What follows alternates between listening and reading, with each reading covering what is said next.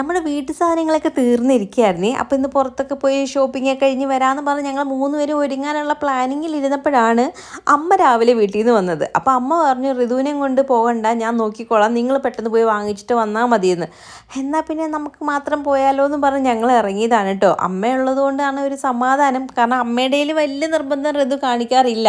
പിന്നെ വരുന്നതിന് മുന്നേ പാലൊക്കെ കൊടുത്ത് അവൾക്ക് രാവിലത്തെ ഫുഡെല്ലാം കൊടുത്തതിന് ശേഷമായിട്ടോ വന്നത്. പിന്നെ ഉച്ചയ്ക്ക് കൊടുക്കാനുള്ളതും കൂടെ ഞങ്ങൾ ആക്കി വെച്ചിട്ടാട്ടോ വന്നത്. അങ്ങനെ പിന്നെ നേരെ നമ്മൾ റിലയൻസിൽ വന്നിട്ടുണ്ടായിരുന്നേ. ഇവിടെ ആകുമ്പോഴത്തേക്കും നമുക്ക് ചില സമയത്ത് വരുമ്പോൾ നല്ല ഓഫറിനൊക്കെ ഓരോ സാധനങ്ങളൊക്കെ കിട്ടാറുണ്ട് ഡിസ്കൗണ്ടിന്. അപ്പോൾ അതുകൊണ്ട് ഇവിടെ മിക്കപ്പോഴും ഒരുപാട് സാധനങ്ങളൊക്കെ വാങ്ങിക്കാനുണ്ടെങ്കിൽ ഞങ്ങൾ ഇങ്ങോട്ട് വരും കേട്ടോ. അങ്ങനെ ഇവിടെ ഇപ്പോൾ ഒരുപാട് മാറ്റങ്ങളൊക്കെ ഉണ്ടല്ലോ, സാധനങ്ങളൊക്കെ അങ്ങോട്ടും ഇങ്ങോട്ടൊക്കെ മാറ്റി വെച്ചേക്കുന്നുണ്ട്. നല്ല രസമുണ്ട് കേട്ടോ കാണാൻ വേണ്ടിയിട്ട്. ഹിപ്പിയൊക്കെയാണ് ഇങ്ങനെ നിരത്തി വെച്ചേക്കാണ്. ഇപ്പോൾ ആ സാധനം ഞാൻ അധികം കഴിക്കാത്തതുകൊണ്ട് ഞാൻ എടുത്തതേ ഇല്ല. പിന്നെ ഋതുവിന് ഹോം മെയ്ഡ് സെർലാക്ക് ഉണ്ടാക്കാൻ വേണ്ടിയിട്ട് കുറച്ച് സാധനങ്ങളൊക്കെ മേടിക്കാനുണ്ട്. അപ്പോൾ അതാണ് ഞാൻ നോക്കി എടുത്തുകൊണ്ടിരിക്കുന്നത്. അങ്ങനെ അത് നോക്കിയിരുന്നപ്പോഴാണ് ഇതാ ഇങ്ങോട്ട് വന്നപ്പോൾ ഇവിടെ ആണെങ്കിൽ ചെറിയൊരു ഷോപ്പ് തുടങ്ങിയിട്ടുണ്ട്. ഇതിൻ്റെ ഉള്ളിൽ തന്നെ ഡ്രൈഡ് ഫ്രൂട്ട്സിൻ്റെ ആണ് കേട്ടോ.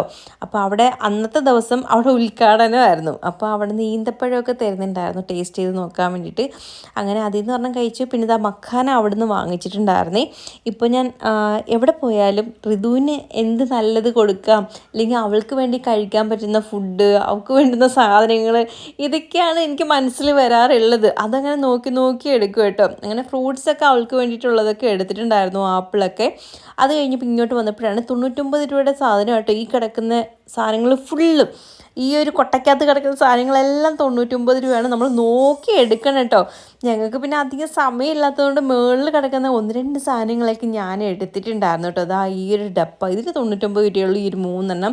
പിന്നെ ഇതും 99 രൂപയുള്ളൂ, ഇതിനും 99 രൂപയുള്ളൂ കേട്ടോ. എന്തെങ്കിലുമൊക്കെ ആവശ്യത്തിന് ഇടാമല്ലോ എന്നും പറഞ്ഞിട്ട് എടുത്തതാണ് കേട്ടോ.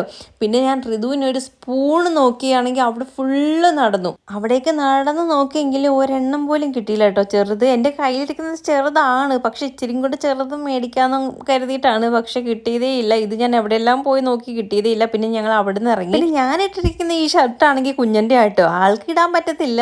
അതുകൊണ്ട് തന്നെ ഞാൻ പിന്നെ വെച്ചിട്ട് ഞാൻ വിചാരിച്ചു ഞാനങ്ങ് ഇടാന്ന്, എന്തിനാ ഇത് വെച്ചിട്ട് നശിപ്പിക്കുന്നത്. പിന്നെ വരുന്ന വഴിക്ക് ഇതായൊരു നാരങ്ങ വെള്ളം കൂടി കുടിച്ചു, സോഡ നാരങ്ങ വെള്ളം. അയ്യോ ദാഹിച്ചിട്ട് വയ്യാറ്. സൗണ്ട് കേൾക്കുമ്പോ അറിയാമേ വണ്ടിയുടെ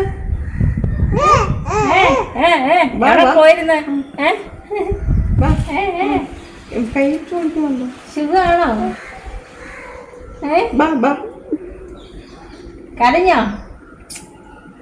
കരഞ്ഞോ പൊന്നെ?